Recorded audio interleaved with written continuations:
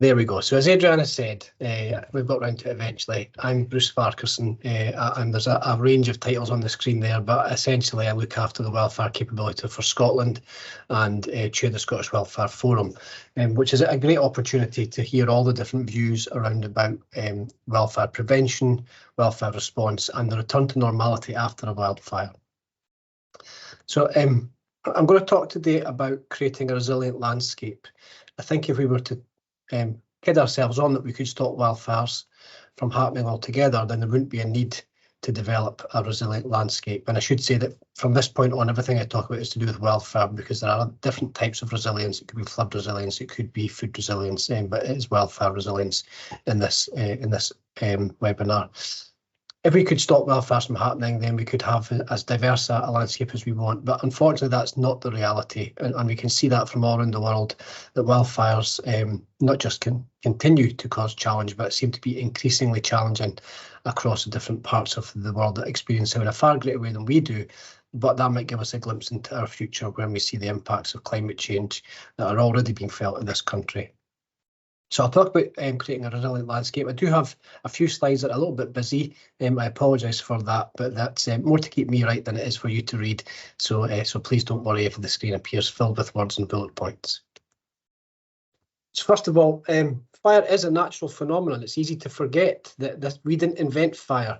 It was something that existed before us, and it's a naturally occurring phenomenon. So in other parts of the world, in warmer climates, we do see fire starting without any human input whatsoever.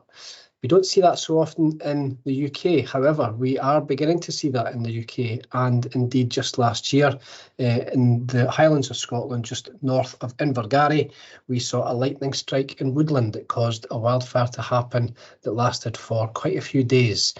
So we are beginning to see phenomenon that we have not previously seen in the UK happening, and the only causation we can logically draw from that, it would be some sort of change in our climate. So it very much falls into the climate change agenda.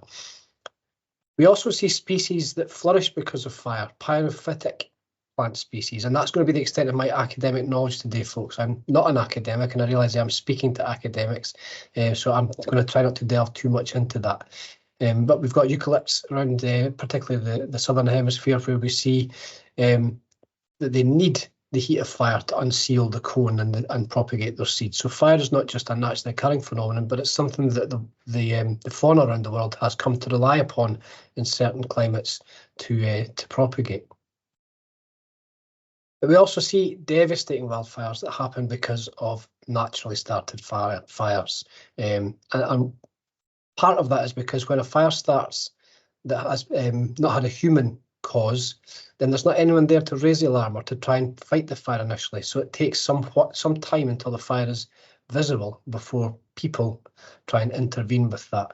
So we've seen a number of huge fires in Australia, in California, but also in the Arctic that are generally caused by natural phenomena as opposed to human interaction. Because we are innovative people and fire is a natural phenomenon, we've learned how to harness that as a tool. And in land management practice, fire has been used for centuries, possibly even longer. And we still see that today. So we see fire used as a tool to clear vegetation for grazing purposes, to remove invasive species such as Japanese knotweed, and removal of waste material from foresting operations in the form of brash. Probably the most controversial subject in Scotland at the moment is the use of fire to encourage new heather growth on sporting estates, and that's so the young grouse have got something that's palatable to them, that's easier for them to eat. But that has the ability to polarise opinions between a number of different interest groups. But fire is a tool, it's a useful tool, but only when it is used sensibly and appropriately. So we are seeing the change in climate across the UK, and the climate change prediction is that the UK will have a wetter, warmer winter and a hotter, drier summer. So why is that important? A lot of people would relish the opportunity to perhaps have less frosty mornings and a longer summer. From my perspective, what it means is that our vegetation is going to have a longer growing cycle. So it's not going to get cut short by the cold and the frost coming in, and we are going to see the growing cycle starting earlier. In fact, there is legislation going through the Scottish Government at the moment that is going to see a shift, or likely to see a shift in the dates at which muirburn can take place, exactly because of this change in climate, that the seasons are becoming less defined and sliding earlier into the years. So the end result of that increased growing cycle will be more vegetation available or more fuel available, and it's going to be the condition whereby it's likely to burn for longer and be more prone to catch fire when a spark or ignition source is presented to it. So as I said, at the moment, fires, I should say, normally started in the rural environment by humans. That lightning strike that caused the fire in Invergarry is perhaps the exception there. But fires are started by people more often than not, either by design or by accident. When it's by design, it's generally for some of the reasons I've given, but it can also be for recreational or social purposes. So people having a campfire, a portable barbecue, or burning rubbish in their garden. There are lots of reasons why people would start a fire. And more often than not, they don't have any inkling at all that it's going to spread from what they have intended that fire to be used for into a wildfire.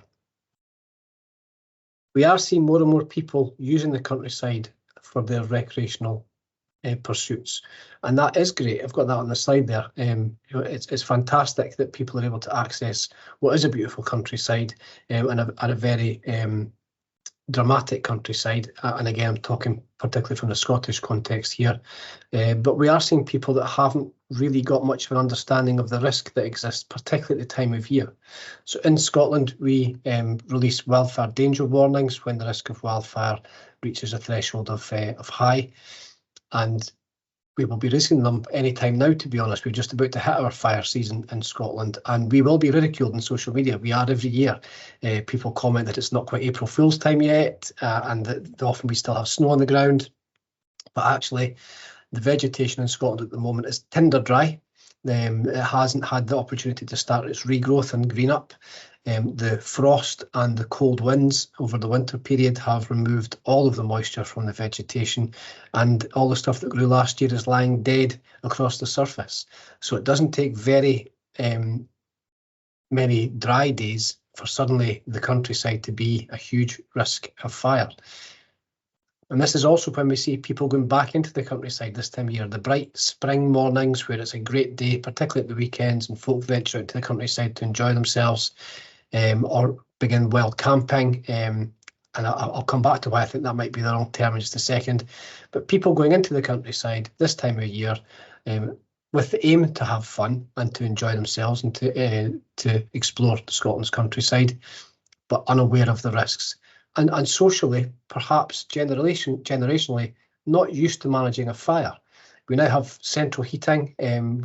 We don't really have open fires very often in homes unless folk put in a wood burner. People are less likely to have gone through youth associations such as the Boy Scouts or the Girl Guides or the Boys Brigade, where not that long ago they got taught how to have a fire in the countryside, how to manage fire safely, how to build a campfire safely, but importantly, how to extinguish it. So we've got people that have got no prior knowledge of using fire, going into a landscape that is at risk of fire with a huge fuel loading, and the two come together and we see our wildfire starting. Now I've put there about wild camping, is this the wrong term? True wild campers know exactly what they're doing, and they leave no trace behind them. They enjoy the countryside, and all they take away is memories and photographs. What I think we're seeing is a phrase that's commonly being used now is dirty camping, where people go into the countryside with little idea, and they leave devastation behind them in the form of litter, tyre tracks, burnt areas. Often their camping equipment just gets left behind them as well. So we are seeing a change in societal use of the countryside and a lack of understanding about the impact that humans have, not just in relation to wildfire, but in relation to animal life as well, particularly with the lambing season just about to start and folk having dogs off leads and so on and so on and so on. We are unfortunately seeing a negative trend. So how can we prepare the countryside for this? I'm obviously from the fire service, and our primary aim is to prevent incidents from happening, prevent fires from happening. And that shouldn't come as a surprise, because prevention is always better than cure.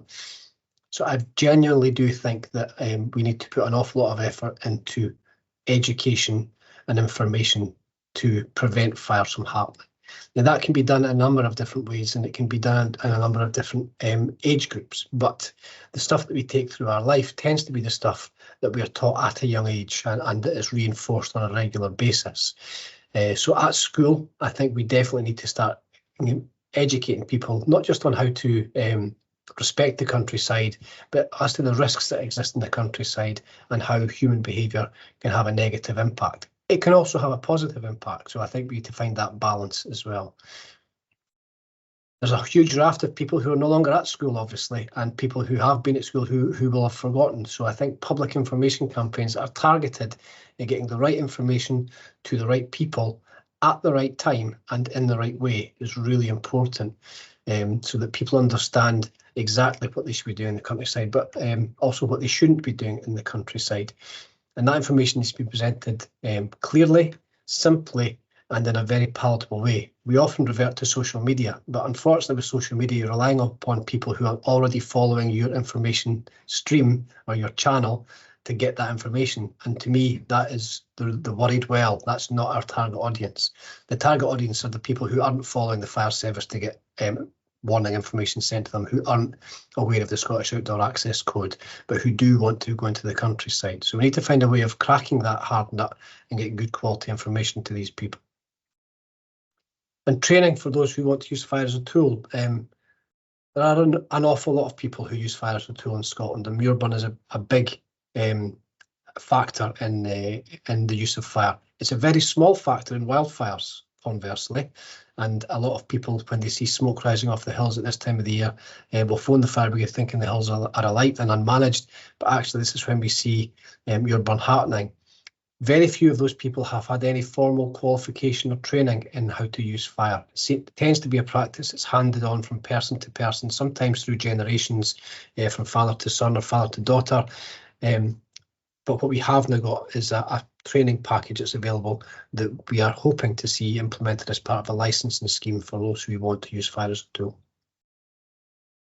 So beyond that education, we need to provide good quality information. And as I said earlier, in Scotland, we have our wildfire danger assessments and our wildfire danger warnings. Now, they're issued by the Scottish Wildfire Forum, and Scottish Fire and Rescue Service then amplifies that message and puts it across our media channels. As I've said before, I think there is limited effectiveness of that. It's not something we'll ever stop doing because it definitely has some impact, but I think we definitely can get a better understanding in the public about what these assessments mean. We also need to make it very, very clear about when we can and can't have fires. So again, there's a difference in the devolved administration north of Hadrian's Wall. We can't restrict access to the countryside in the same way that can be done in England. So the Met Office Fire Severity Index has a threshold at which the right to access land can be removed, and the public can be effectively barred from accessing the countryside. We can't do that in Scotland. We have legislation that allows people to roam wherever and whenever they see fit. We've also got conflicting information. So post-COVID, when we saw lots of people who couldn't go away abroad on holiday, we saw them staycationing and going into the countryside. We put out information in certain parts of the country that there was to be no fires at all. And that immediately conflicts with the gamekeepers who are burning land at the moment and the Scottish Outdoor Access Code that says you can have fires. So we need to make sure that information, when it is put out, it doesn't conflict with other pieces of information or other agendas. I think as well as education and information, which are generally aimed at those that don't work or manage the land, we need to prepare the landscape for wildfire prevention, but also wildfire mitigation. So we are seeing the very first integrated fire plan created by the Cairngorm National Park Authority, and it covers all aspects of preparing for wildfires, preventing wildfires from happening, mitigating them when they do happen, and also the return to normality post-wildfire. That'll be a really important development and something that we are very interested in and supporting, as we hope it'll serve as an exemplar that we can direct other people towards to do their own integrated fire planning for their own land. But ultimately, it's all about creating a landscape that is resilient, resilient to wildfire on the surface, but also the peat layers below the surface, where we have a huge amount of carbon captured and where we want to make sure that wildfire doesn't have the opportunity to spend any time at any heat over the top of, because that's when we really see really challenging fires that last for weeks and weeks and weeks, release a huge amount of carbon in the atmosphere and destroy that peatland for decades, if not centuries to come. So the integrated fire plan I mentioned, it covers absolutely everything, or I hope it will cover, certainly I'm getting indications that it will cover everything from the before, the during and after of a wildfire. So we're talking about fuel management, information for the public and restrictions on burning that are triggered by the wildfire danger assessments. The fuel management is in itself a subject that we could probably talk about all day. And there are a number of methods of fuel management. Some people are very for muir burn, some people are very anti-muir burn, and I'm not going to get into that too much today.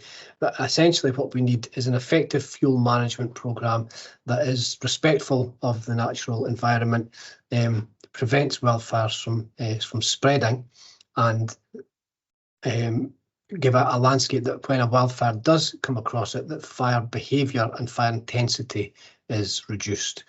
Our most challenging fires are where we have an unmanaged fuel landscape and we see fires burning with increasing intensity, increasing heat, and developing behaviours that are impossible to deal with in some circumstances, but often very, very challenging to deal with.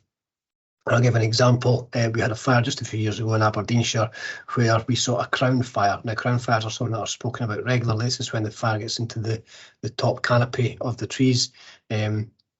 Spoken about regularly, very, very rarely do they happen, but completely impossible for fire services to deal with without the support of aerial attack, which is a very finite resource.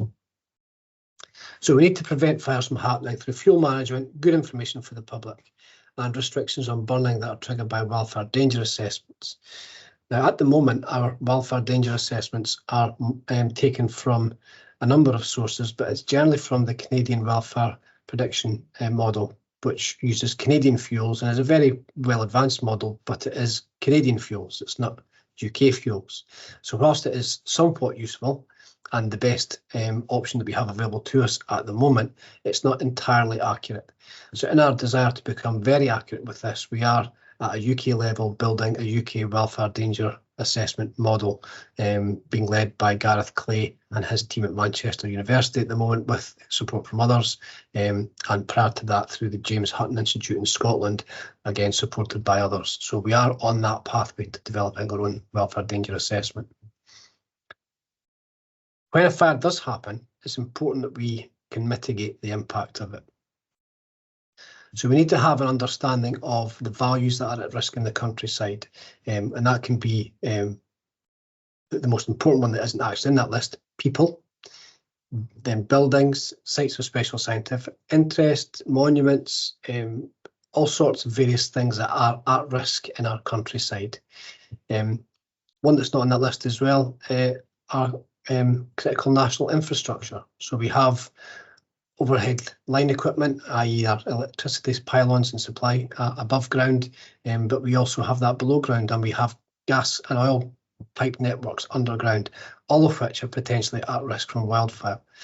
So we need to identify what's at risk, build a strategic fire break that will mitigate the risk for those values at risk, but also give the fire service a clue as to where they should focus their efforts, where the best value is going to come from the fire service intervention.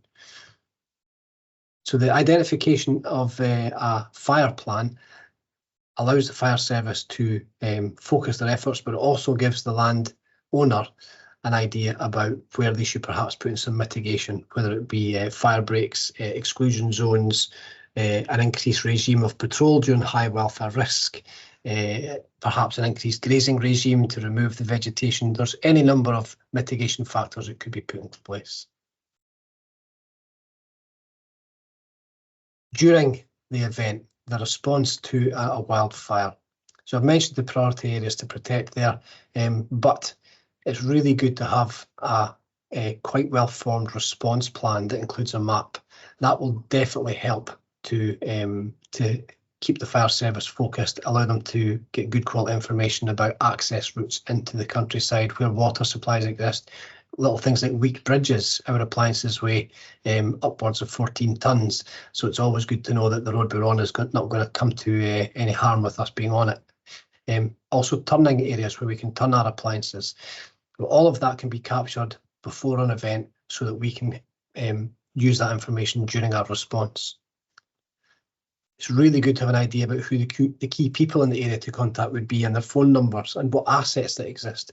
And up here we've got something called the Community Asset Register, the CAR, whereby people can pre-register and go through a little bit of learning so that when they turn up to a wildfire to support us, we are confident that they understand how to keep themselves safe, how to follow our instant command process, and they understand how we will keep them safe and use them to best effect.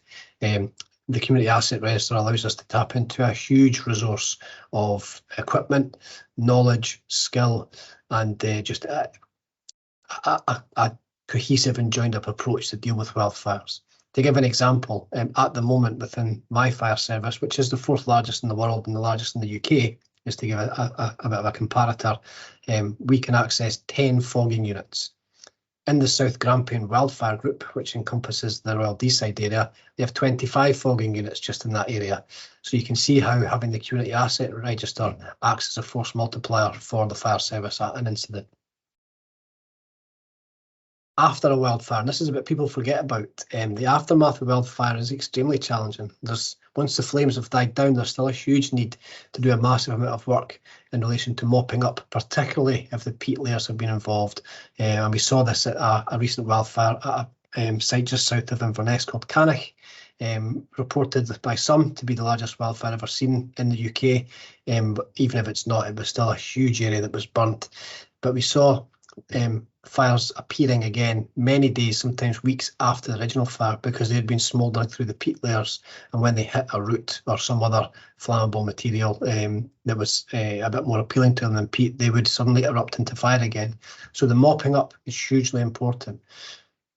We also need to have a business continuity plan for that area, because a lot of these landscapes are actually a business, whether it be a sporting estate, whether it be for animal grazing, whether it be part of a wind farm. They often are part of a business. So we need to make sure that those businesses have a continuity plan that keeps them running. And that then leads into a recovery plan back to normality. And it's important to have a crisis management team that can come in and transition from a catastrophic event back to normality. All of that can be thought through prior to an incident actually happening. So it would seem common sense that we should restrict the use of fire in our landscape to protect our landscape from the effects of fire. And there are many restrictions that are placed on the use of fire as a land management tool. The location of where you burn, so if it's in proximity to a watercourse or a road network, the composition of the below ground soil, if it's a peat soil or a rocky soil, the vegetation on top of the land. So there are some vegetations that really shouldn't burn. There are vegetations that don't respond very well to burning and actually may come back stronger if you're trying to eradicate them. The time of year, clearly we don't want to be burning in a time of year where the risk of wildfire is elevated. The slope of the ground, that's got a large bearing on how quickly a fire will spread. So we need to make sure that we're burning on ground that is not overly steep. And clearly the presence of animals and ground nesting birds, that's a contraindicator for burning, because we have protected species, and the birds and time of year are intrinsically linked because of the nesting season. So the Muir Burn Code in Scotland gives a really good overview of all of these factors and when and where burning can and cannot be used. And the legislation that's coming in will seek to license that and get a firmer grip on the use of fire as a tool. A lot of people, when they hear me speak, particularly when they understand it from the fire service, will automatically assume that I'm going to be quite a strong advocate for banning Muir Burn and banning any ignition sources on the hillside. Actually, the opposite is true. I am a huge supporter of Muir Burn done correctly. I am an advocate of making sure that Muir Burn practice is standardised and brought up to a standard that allows it to be done safely and appropriately. And the reason that I am a huge advocate of Muir Burn is that of all the vegetation management techniques that I'm aware of, Muir Burn is by far and away the most efficient and effective. Other approaches that exist are, of course, cutting, and cutting is effective in the few hours after a cut is done. The cut material is still wet and it can act as a very good fire break. However, in the days and weeks afterwards, that cut material becomes a dry litter layer and turns into the fine fuel, which is the fine fuel of the fine fuel moisture code, which is the key factor in identifying where wildfires might happen. So cutting, I often use the analogy, if you manage vegetation by cutting is like going to a fire in the home of a hoarder versus a fire in the home of a minimalist, which would be the Muir Burn landscape. There's nothing left for wildfire to take a hold of when Muir Burn is done correctly. Moving on, does one size fit all? So the problem with one size approaches, and that at the moment, unfortunately, is the approach we've got with Muir Burn, is that it rarely fits any. So it doesn't fit all and it doesn't fit any. It is a middle ground that everybody tries to apply, and there's lots of examples where restrictions in relation to the slope of the land or peat depth, we can go to another estate, maybe a neighbouring estate, and absolutely point out where it would be really effective to use Muir Burn where those restrictions apply. So it's really difficult when you've got a set of rules to allow them to fit everybody across the countryside. So what we need to find is something that allows every different part of the countryside to be assessed on its own merits, a risk-based approach. So I've got a number of bullet points on this slide. I'm not going to go through them all because that's quite wordy, but essentially, as soon as we say criteria X must be applied, we can go to anywhere else in the countryside and find that criteria X is irrelevant, and actually it would be really beneficial to completely ignore criteria X, and unfortunately that's what we see happening. The only one I will dwell on a little bit is peat depth. This is a real problem for me. I struggle to get my head around about why a below ground metric is applied for an above ground activity in relation to burning or not burning. When Muir Burn is done correctly, it has zero impact on the peat depth. And there's a really practical experiment that was carried out and it's available on YouTube if you care to go and find it, where a Mars bar was buried an inch below the surface. And then a Muir Burn carried out over that land, and the Mars bar was dug up afterwards. And not only did the Mars bar escape unscathed, the wrapping was completely unscathed, the chocolate hadn't melted at all.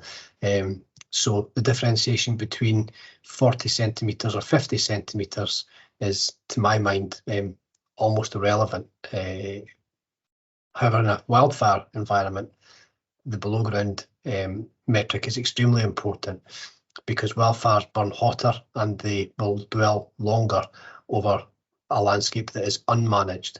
So by preventing good land management techniques on a peat layer, you might actually be increasing the risk that we are actively trying to remove. And that's why that conversation goes on and on and on. There's a real lack of empirical evidence around about this, and if there was an opportunity to do research into the pros and cons of Muir Burn over peat, then I would be a huge fan of seeing how that all developed.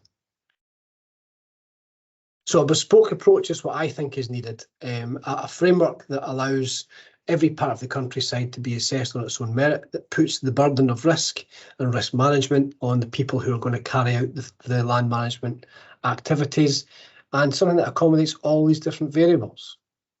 Funnily enough, this is pretty much the approach that's taken to fire management in the built environment, whereby we have a set of guidelines in relation to what should be expected to be seen in a building of certain sizes and shapes and processes and so on.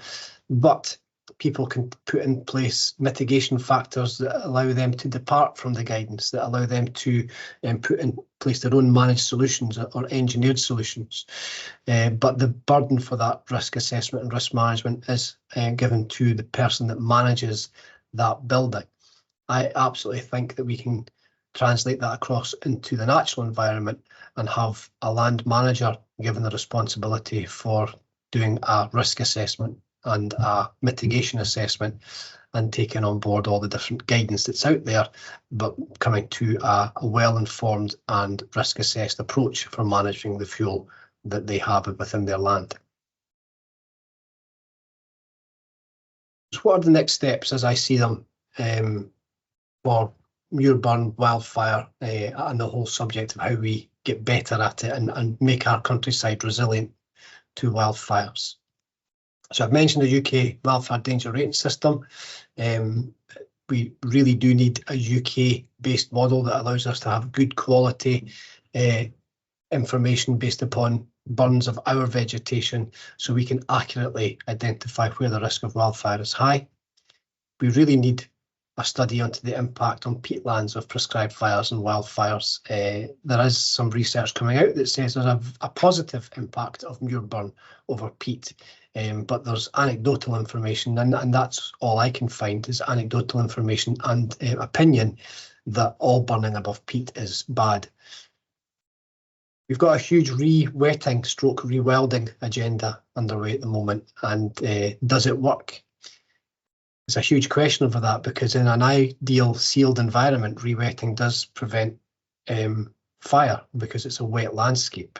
But we don't live in an ideal sealed environment. We live in the real world, and we see drought, we see peat bogs that have surface fuel still apparent on them. So we've got that utopian agenda that says re-wetting is the answer to wildfire across our peatlands, but the reality whereby we actually see vegetation over peat of all depths and re-wetting subject to the vagaries of a water table that can move due to drought. Resilience doesn't just mean how we prepare for and respond to a wildfire in the landscape. We also need to make sure that our rural communities are resilient, not just to the reduction in their ability to burn as a land management tool, but also to the impacts of wildfire. And community resilience is a hugely important and very effective strand of work that needs to be carried out by a number of different partners. Fire service are one of those partners, but local authorities, local fire groups, all the different agencies that are involved in the management of the rural communities need to come together and identify how we can make our communities resilient to not just wildfire, but to other naturally occurring events such as flooding. And during COVID, we saw the areas that did have a good community resilience group in place do extremely well in relation to helping out those that are vulnerable in their community. So community resilience is a really interesting and important strand of work.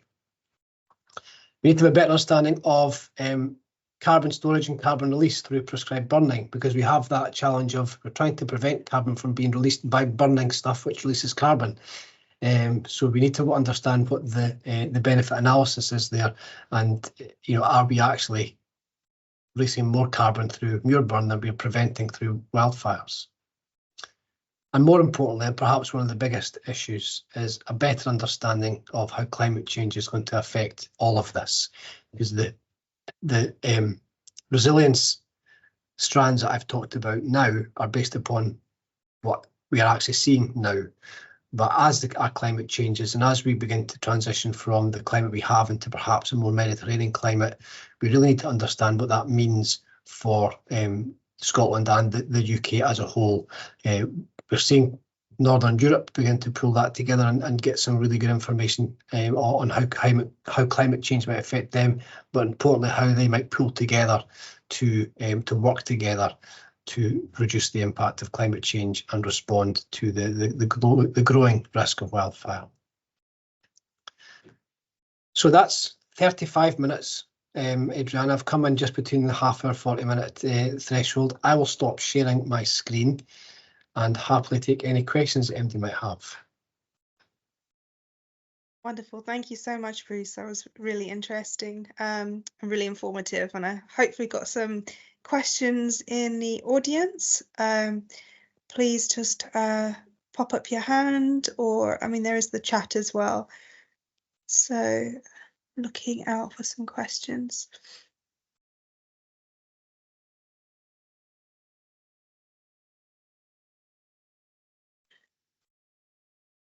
This is when people realise they should have put the kettle on earlier and they've got to run back to the screen now. I do see one. So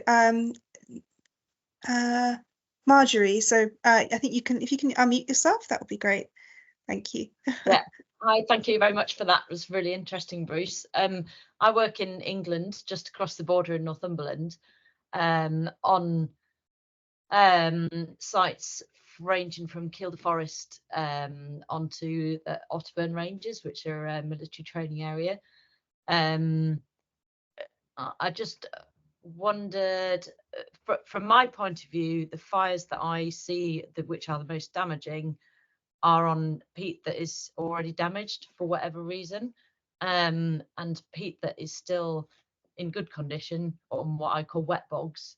The fires tend to go over those and don't, your Mars bar would be fine. So I'm just wondering, I think it feels like there's a different experience in Scotland, because it feels like you're having fires which are affecting pretty undamaged landscapes, which haven't been damaged in the past by either lots of burning or drainage or whatever. So I'm just wondering, you know, whether that is that right, that preconception. Thanks, Margie. I guess the short answer is that is right. We are seeing peat bogs that have been damaged either through stopping up the natural flow of water and making them a dry bog rather than a wet bog, or areas that have been damaged through the still carried out practice of cutting peat for burning in the domestic fires, as well as areas that have been damaged by previous wildfires. So where the peat has been damaged, it's much more likely to be dried out and be an excellent source of fuel for wildfire. But it's also less likely to have vegetation growing on the top of it. So there is a little bit of a double-edged sword there. On one hand, the peat is much more likely to burn, but on the other hand, there's less material around about it that actually propagates fire into it.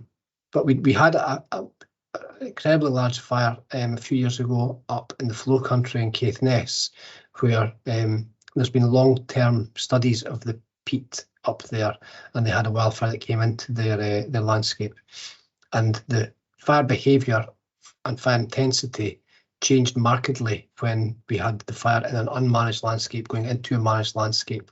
Regardless of the peat depth remained consistent. So it's that above ground vegetation management that seems to be the critical factor for us, not necessarily the state of the peat or the depth of the peat. It's the above ground heather or grass that's growing above it. But you're not wrong in your observation. Where peat has been previously damaged or is dried out, then yes, it really will burn very, very well. Thank you. Thank you.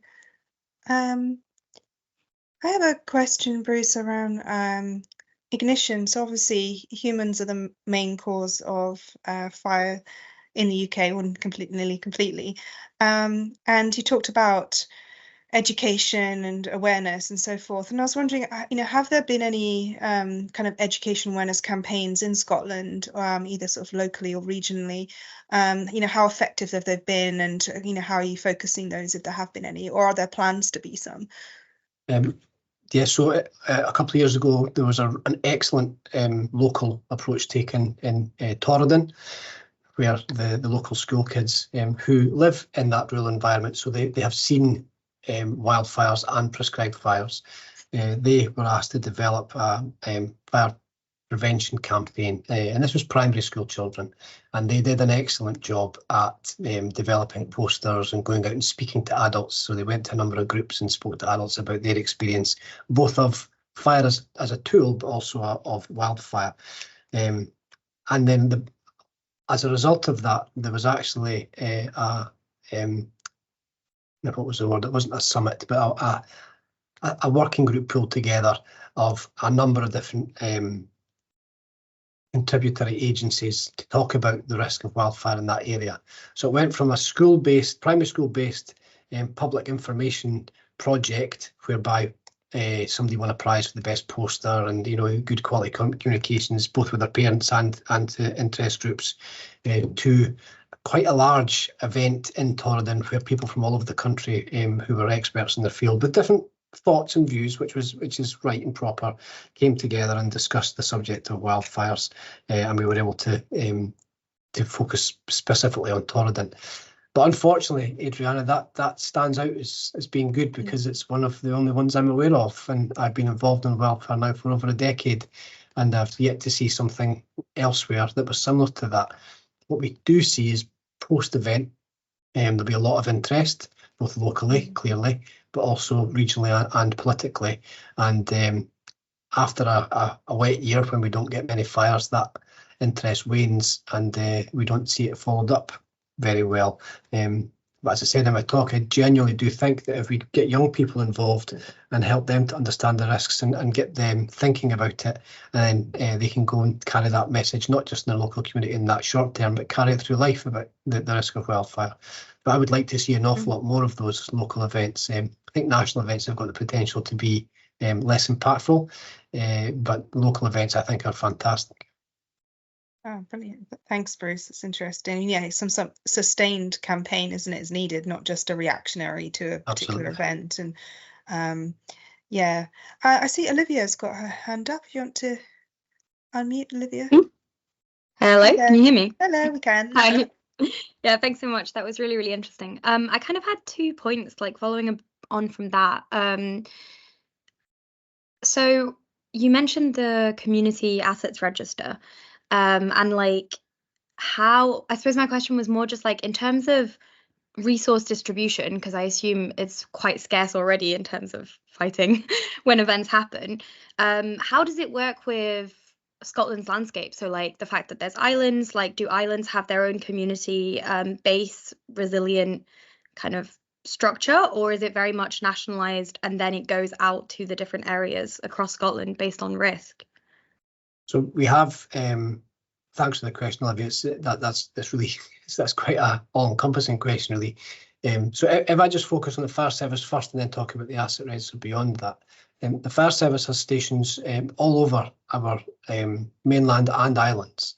So we have on the islands what we call on-call firefighters, and these are firefighters who have a primary employment but respond to a pager, and they do a fantastic job and are worth their weight in gold. They really are a fantastic asset for the community, not just for wildfire, but for all different emergency types, because they are trained to the exact same standard as a whole-time firefighter. So we have resource on every location in Scotland that can respond to a wildfire. Where the asset register comes in, and I should say the asset register wasn't built for wildfires. It was actually built on the back of a fatal accident inquiry where people drowned at Loch Awe in Scotland. And it was identified that there was resource in the community that perhaps could have been used to save those lives. So the asset register allows people who have an asset, whether that be a physical piece of equipment or local information or a skill that we don't have in the fire service, to register on that. The incident commander can then ask for support from whoever and wherever on that asset register, and people can come along and support the fire service at an incident. And I think it's fair to say that in the past the fire service were a little bit standoffish towards people coming to help us, but I think we're getting much better at understanding that the standing army that exists in the countryside, whether that be on the mainland or the islands, is a massive resource that we need to be able to tap into effectively. And we've got some fantastic examples around the country of where a little bit of coordination, and I'll shamelessly name the South Grampian Wildfire Group as being a glowing example of where a little bit of coordination to get all that information corralled about who would come and help, how they would come and help, what they would bring, radio communications, all that good stuff is done. That force multiplication factor that we get from the response from those people is fantastic. We do have to manage expectation a little bit because the fire service has got a legal duty to keep people safe and well. So when people turn up to a wildfire, we need to use them in a way that won't put them in harm's way. But the knowledge, equipment and resource that these people bring on the mainland and on the islands is absolutely fantastic, and I think going to be a huge factor in how we deal with fires in the future. Thank you. Thanks so much. Thanks for your question, Olivia. Andrew Miller, I see your hand is up. Hi, thank you, and thanks, Bruce, for your interesting talk. I was for a number of years a member of the England Wales Wildfire Group and represented national parks there. Now retired, but still involved in the Northumberland Wildfire Group, where a lot of what you've talked about, we've gone through the same process of learning, and as you'll well know, Bruce, we've got a very effective wildfire group now doing exactly what you've just been describing, and we've many examples of where wildfires have been extinguished successfully purely because of the assets and the support from local land managers and so on. Also, interestingly, just for others, we did have a lightning strike about 5-6 years ago that was witnessed that started quite a major wildfire on moorland in Northumberland. So certainly, as you said in the start of your talk, that's something we're starting to see, I think, that we hadn't previously. A question, though, if I may, which is around something you talked about with regard to media publicity and warning and informing. And I think you said that you were about to start putting out messages around the risk of wildfire in Scotland because of the conditions of the vegetation at this time of year. One of the sort of perennial questions we've had across England, Wales and here in Northumberland is when it's appropriate to put signage out and when it's not, on the basis that we don't want to make the messaging invisible by having it out for too long or when it's not actually dangerous. So any thoughts on that would be helpful. Thank you. Yeah, thanks, Andrew. And it wouldn't be a proper talk about wildfire unless we mentioned Rob Stacey at some point in it. So thanks to Rob for the excellent job he does at managing the Northumberland Wildfire Group, which I think are meeting in just a couple of weeks in Northumberland. So your point is a really good one about getting information out, but making sure that it's not just put out and left out. So we haven't cracked this yet. I've got my view on what should happen. But what should happen and what does happen are sometimes different. So as I said, we put out wildfire danger assessments or wildfire danger warnings when we reach a very high threshold in Scotland in relation to wildfire danger. And the hope is that triggers exactly what you've said there, that signage is put up at the point where the public interface with the countryside, where they access the countryside. And we've all seen these pictures from other parts of the world where they've got the semicircle with the arrow and the red, amber and green. Something quite simple. It can even be a written sign at the side of the road that wildfire risk is high at the moment. But the important thing, and Andrew, you highlighted it really well, that it's got to be taken down or folk get blind to it. We will all have driven past signs at the side of the road that have been there forever that you can't remember. So it's when it comes up and it's new and it's taken away. Now, I think that because that requires a continual effort on behalf of the land manager, that can sometimes become a burden that is unwelcome. But you've also got large parts of the countryside that are managed by people who perhaps aren't as aware of the need to put signage up, or perhaps just don't have the physical resource. So we've got huge areas of Scotland that are managed by or owned by Scottish Government, but managed by lots of different groups within that. It would need a concerted effort and a consistency, and that's the important bit. Consistency, but it'll have to be a UK-wide consistency, because Andrew, I dare say that you staying in Northumberland might occasionally drive over the border to Scotland, and if the signs look different When just over a couple of miles, then that immediately brings confusion. So I think there is a need to get a recognised standard as to what the sign should look like. And the same that we've got for the road signs that we see all the time. The Men at Work sign is the same in England, Wales, Ireland, Scotland. And we could have a wildfire risk sign, but importantly, we need to identify at what threshold do they get put out and at what threshold do they get brought back in, and who's going to manage all of that. So that's in the hard sums box, I'm afraid. It seems like a very simple thing to do, but as always, the simplest things are often the ones that cause the most problems.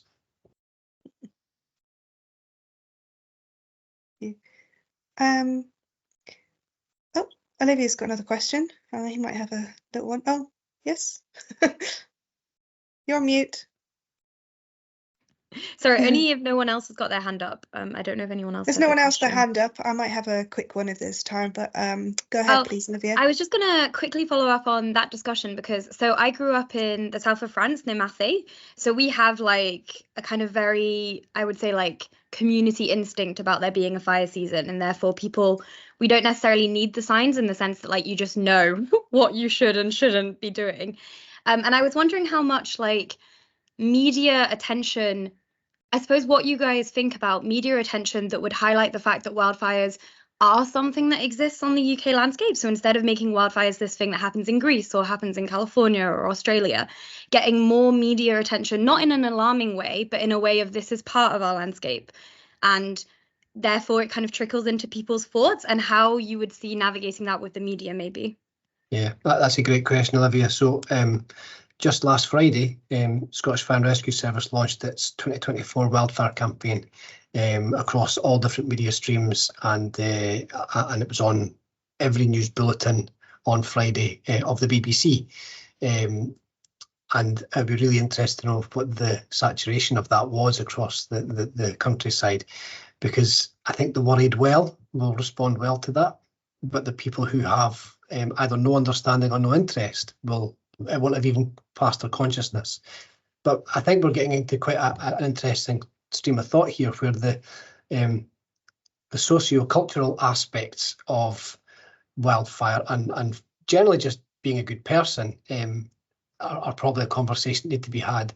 So in the south of France, where you have had catastrophic wildfires, it's in the public consciousness. In Australia, where not only do they have huge prescribed burns, they've got massive wildfires. It's very much a topic of conversation. And actually, I was in Western Australia in November, and the locals have checked their app every day to see what the fires that are ongoing are and where they might be able to go, and they change their plans as a result. We're nowhere near that in the UK. In Western Australia, they put out public access, gas-powered steel barbecues for people to use to have safe barbecues in safe areas. In this country, they would be stolen or vandalised. And that's an unfortunate truth that culturally we're just not in that space. And unfortunately, I think it will take some sort of catastrophic event for people to begin to think about this in the way that other parts of the world do. Now, we almost saw that last year in the south of England, when we lost properties in London as well as in other parts of the southeast and southwest. We didn't lose any lives, and I'm grateful for that. But I fear it may take something on that level for people to begin to have this in their consciousness and actually listen to the advice that's been put out, because this year's wildfire prevention campaign hasn't been the first. We have done campaigns for a number of years, and the impact, unfortunately, hasn't been huge, but it is something we need to continue to do and just hold the course and see how we can affect things. No, thank you. Brilliant. Thanks for your question, Olivia. Well, we are at 5 o'clock, 1 minute to 5, so I think we will wrap it up there. Thank you so much, Bruce, for your talk. Really interesting and informative. So yeah, thank you very much for the time, and hopefully I'm sure everyone here has enjoyed it, and thank you for the questions. So we haven't got a new date for the next Fire in Practice, but please keep an eye on channels or get in touch and check a website, and we will be having more, I'm sure, soon. And so for now, have a nice evening if you're in the UK. And thank you again once again, Bruce, for excellent talk. We appreciate it. Thank you very much for the invite. Really Thank appreciate you. it. Thanks, everybody. Thanks, Bruce. Bye, everyone. Hope to see Bye-bye. you soon.